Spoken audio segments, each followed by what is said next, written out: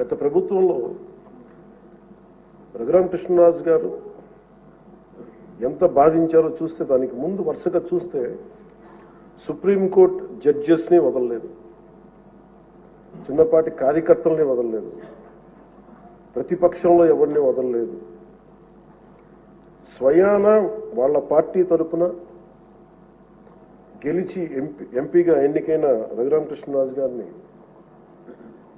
విధానాలతో విభేదించి ఆయన ఎంత ఇబ్బందికి గురి చేశారో, శారీరకంగా, మానసికంగా, అన్ని రకాలుగా. ఒక ఎంపీకి ఒక తీసుకెళ్ళి అరెస్ట్ చేస్తారు, ఏదో ఇబ్బంది పెడతారు, అట్లా ఏదో అనుకున్నాం. కానీ ఆయన మీద ఒక 3rd డిగ్రీ మెథడ్స్ వాడటం, బెదిరించడం. ఆ రోజున గౌరవ ముఖ్యమంత్రి కోసం నేను కూడా స్పందించాను. భయం వేసింది మాకు, ఆయనకి ఏం జరుగుతుందో అని. చాలా ఆవేదన కలిగింది.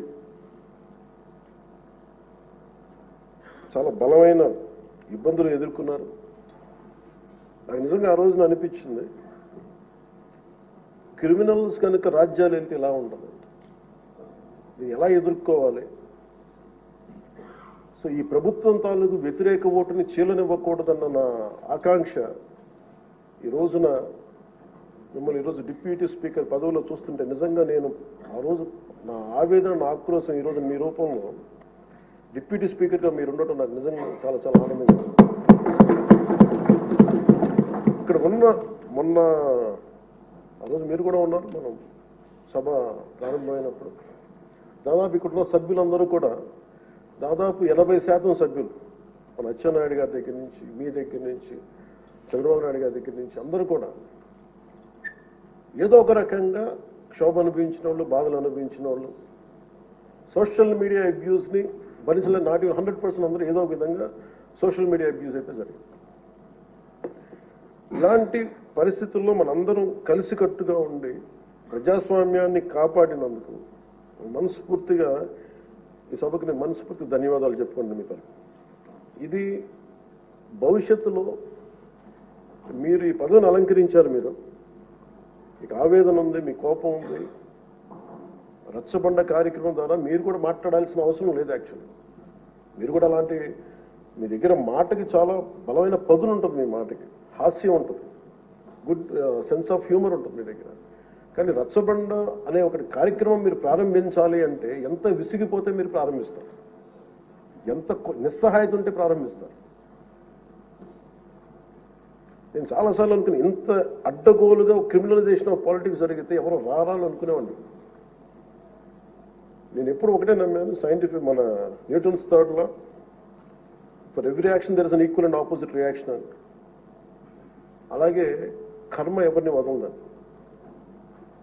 మిమ్మల్ని ఎవరైతే మీకు అడుగు పెట్టనివ్వం, మీ నియోజకవర్గంలో మిమ్మల్ని అడుగు పెట్టనివ్వం, మిమ్మల్ని అడుగు పెట్టనివ్వం అని చెప్పి ఛాలెంజ్ చేసిన వాళ్ళు ఈరోజు అడుగు పెట్టలేకపోయారు. కర్మ అంత బలంగా ఉంటుంది. 56,777 ఓట్లతోటి, దాదాపు 59.80% ఓటుతోటి గెలిచి మీరు ఎమ్మెల్యేకి వచ్చారు గుండి నియోజకవర్గం. ఈ రోజున వాళ్ళకి వైనాట్ 175 అలా అన్న మాటల దగ్గర నుంచి కానీ ఈ రోజున అడుగు పెట్టడానికి కూడా భయం ఉంది. మిమ్మల్ని ఎదుర్కోవాలంటే భయం. ఎందుకు మనం వ్యవస్థల్ని కాపాడాలి, ఎందుకు రూల్స్ పాటించాలి అంటే, మనిషి అధికారం మదం ఎక్కి అహంకారంతో ఉంటే ప్రకృతిలో ఏమీ జరగదు, ఏమి అనుకోవడానికి లేదు. దానికి నిదర్శనమే సభ, దానికి నిదర్శనమే మిమ్మల్ని ఎంత హింసించి మీరు డిప్యూటీ స్పీకర్గా 14 ఏళ్ళు సుదీర్ఘమైన అనుభవం ఉండి ఒక నవ నిర్మాణాన్ని, సైబరాబాద్ లాంటి ఒక కొత్త నిర్మాణాన్ని, సిటీని నిర్మించిన ఒక అనుభవజ్ఞులు ఆయన ఇబ్బందులు పాలు చేసి జైల్లో పెట్టి నలిపి, నాకు చాలా భయం ఉండింది. మిమ్మల్ని అరెస్ట్ చేసినప్పుడు మీరు ఎట్లా వస్తారో బయటకు, అంత భయం ఎలా ఉండిందో. గౌరవ ముఖ్యమంత్రి గారిని ఆ రోజున అరెస్ట్ చేసినప్పుడు నాకు చాలా ఆవేదన ఉండింది, ఏం జరుగుతుందో లోపల, ఏం చేస్తారు. ఒక ఎంపీగా మిమ్మల్ని ఇలా చేయగలిగినప్పుడు ఆయన్ని కూర్చోబెట్టి రాష్ట్రంలో ఏమేం చేస్తారన్నది నిజంగా ఆవేదనది ఆ రోజు తగులుకు నాకు అనిపించింది. ఈ రోజున అందరం బయటకు వచ్చి నిలబడ్డాం. దేనికి? ఇది ఒక చంద్రబాబు గారి కోసం, మీకోసం కదా, ప్రజాస్వామ్యాన్ని నిలబెట్టాలని. ప్రజాస్వామ్యం it should be eternal vigilance. మనకి ఎటర్నల్ అంటే నిరంతర పహారా లేకపోతే మనకి సరిహద్దుల్లో మన హద్దుల్ని ఎలా కాపాడుకుని నిరంతర పహారా అవసరము. ప్రజాస్వామ్యాన్ని కాపాడుకోవడానికి నిరంతర పహారా అవసరం. అందుకని మేమందరం eternal vigilance is essential for democracy. అందుకని మేమందరం బయటకు వచ్చి ప్రజాస్వామ్యాన్ని కాపాడుకోవడానికి మనందరం పడ్డ తపన ఈ రోజున ఈ సభ నిలువెత్తు నిదర్శనం. మీరు ఖచ్చితంగా మీరు సభా గౌరవాన్ని నిలబెట్టాలని మనస్ఫూర్తి. మీ విట్టు కోల్పోకండి, మీ సెన్స్ ఆఫ్ హ్యూమర్ కోల్పోకండి. ఎందుకంటే మీరుంటేనే లైవ్లీగా ఉండి, మీరుంటే అన్ని నవ్వులు పువ్వులు ఉన్నాయి చూడండి. ఆనందాన్ని తీయకండి. అట్ ది సేమ్ టైం మేము కోరుకునేది కూడా ఆ ప్రజాస్వామ్యం తాలూకా విలువల్ని, ఆ భాషని కాపాడు. సభల్లో భాష దిగజారిపోతే అది రోడ్ల మీదకి వెళ్ళిపోతుంది ఈరోజు. అంటే ఎవరు ఏం మాట్లాడుతున్నారో ఇష్టం వచ్చినట్టు మాట్లాడి, బూతులు తిట్టి, మేము ఇళ్లలోకి వచ్చి మీ ఇంట్లో మీ ఆడపడుచుని రేపులు చేస్తాం, మీ పిల్లల్ని ఎలా అంటాం. అడ్డగోలు ఈరోజు ఇంతమంది మాట్లాడుతున్నారంటే దానికి చట్టసభల్లో నుంచే ఆ కదలిక మొదలు. ఆ హుందాతనం పోయింది సభలు. తిరిగి మీరు డిప్యూటీ స్పీకర్గా, అయ్యన్న పాత్రుడు గారు స్పీకర్గా ఆ హుందాతనాన్ని మీరు తిరిగి తీసుకురావాలి. ఒకటో రెండు సందర్భాల్లో మనం వచ్చినప్పుడు ఎవరో ఒక మాట ఏదో అంటే గౌరవ ముఖ్యమంత్రి చంద్రబాబు నాయుడు గారు ప్రత్యేకించి చేయొద్దు, మళ్ళీ ఇంకా అలాంటి కల్చర్ తీసుకురాకండి, అది అయిపోయింది గతం. సో అది మీరు మనస్ఫూర్తిగా దాన్ని పాటించి సభ గౌరవాన్ని నిలబెట్టాలని కోరుకుంటా ఉన్నాను. ఒకటే ఒక విన్నపం అధ్యక్ష స్థానంలో కూర్చున్న మీకు, మీ టెన్యూర్లో అయ్యన్న పాత్రుడు గారు మీ టెన్యూర్లో కరెక్షన్ మొదలవ్వాలంటే భావ ప్రకటన, భావ స్వేచ్ఛ మీద ఇష్టానికి మాట్లాడేస్తూ ఉన్నారు అందరూ. మనకి గౌరవ మంత్రి లోకేష్ గారిని బుద్ధులు తిడతారు, ఏదన్నా అంటే భావ ప్రకటన, భావ స్వేచ్ఛ అంటారు. దీనికేదో ఒక ఫైనల్ కరెక్షన్ ఈ సభలో జరగాలని కోరుకుంటున్నాను.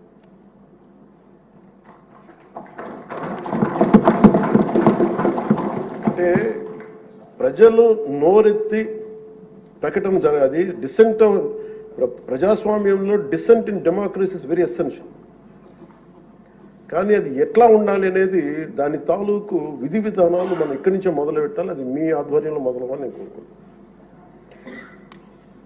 నేను కీలకంగా కోరుకుంటుంది ఈ రోజున మీ తరఫున గౌరవ ముఖ్యమంత్రి గారు కూడా తెలియజేస్తా ఉన్నాను. Social media abuse protection bill అత్యంత తక్కువ సమయంలో రావాలి, బాగా చర్చ జరగాలి. మీరు డిప్యూటీ స్పీకర్ హోదాలో ఉండి, అయ్యన్న పాత్రుడు గారు స్పీకర్ హోదాలో ఉండి మీ టెన్యూర్లో social media abuse protection bill రావాలి. మన హోంమంత్రి గారిని వదలలేదు, అనిత గారిని, ఇంట్లో ఉన్న ఆడవాళ్ళని వదలట్లేదు.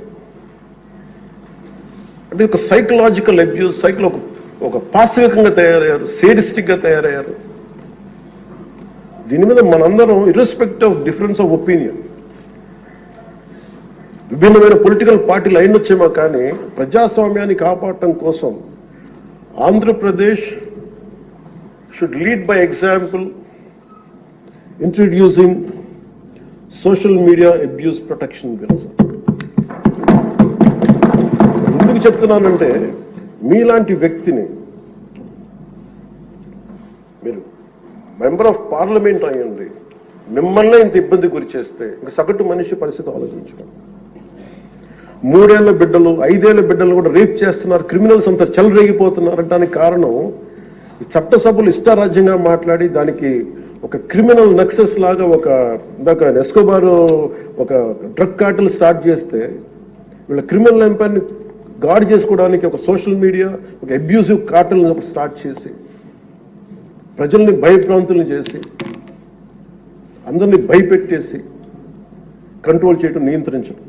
మాకు ఎదురు తిరిగితే మనకి కృష్ణరాజు గారి లాగా మిమ్మల్ని జైల్లో పెట్టేస్తాం, ఇలా థర్డ్ డిగ్రీ మెథడ్స్ వాడతాం. ఒక ఎంపీకి ఇలా ఉన్నప్పుడు అలా భయప్రాంతులు చేయడం, ఒక ముఖ్యమంత్రి స్థాయిలో ఉన్న వ్యక్తిని గతంలో 3 సార్లు చేసిన వ్యక్తిని జైల్లో పెట్టేస్తాం, దాడులు చేస్తాం. ఈ మైండ్ సెట్ మారాలి అంటే ఈ సభ ప్రజలు మనకి చాలా బలమైన ఇచ్చారు.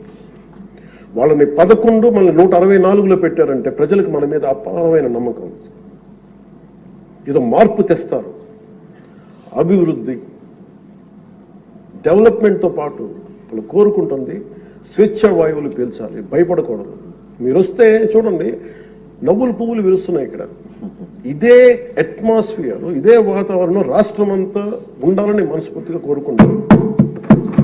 మనం ఎంత ఆనందంగా నవ్వుతున్నాం. మనం సీరియస్ ఇష్యూస్ మాట్లాడుతున్నాం, మనకి వ్యతిరేకమైన విభేదాలు ఉంటాయి, అభిప్రాయ భేదాలు ఉంటాయి, ఒకటి సాధించుకోవడానికి భిన్నమైన అభిప్రాయాలు వస్తాయి. కానీ ఇదంతా కూడా చాలా సుహృద్భావ వాతావరణంలో జరగాలని నేను మనస్ఫూర్తిగా కోరుకున్నాను. సో మరోమారు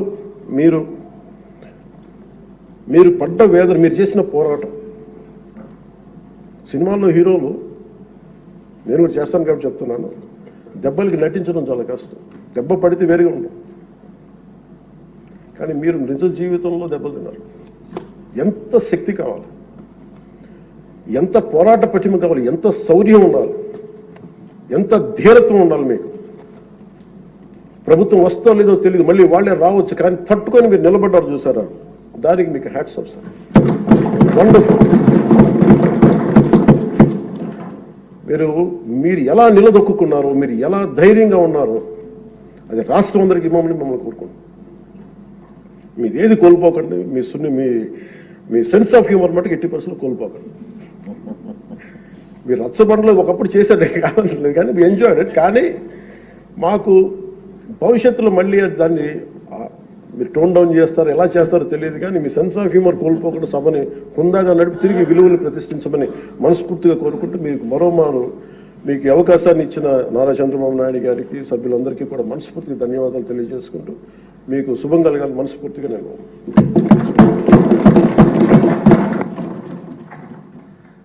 గౌరవనీయ మంత్రివర్యులు సత్యకుమార్ గారు. అధ్యక్ష, ముందుగా ఈ ఆంధ్రప్రదేశ్ శాసనసభ ఉపసభాపతిగా నియమితులైన సందర్భంగా, బాధ్యతలు చేపడుతున్న సందర్భంగా మీకు శుభాకాంక్షలు తెలియజేస్తున్నాను. పోరాట పటిమకు రాజీ పడని ఒక మనస్తత్వానికి ప్రతీక మీరు. అది లోక్సభ అయినా, లోకల్ సభ అయినా, శాసనసభ అయినా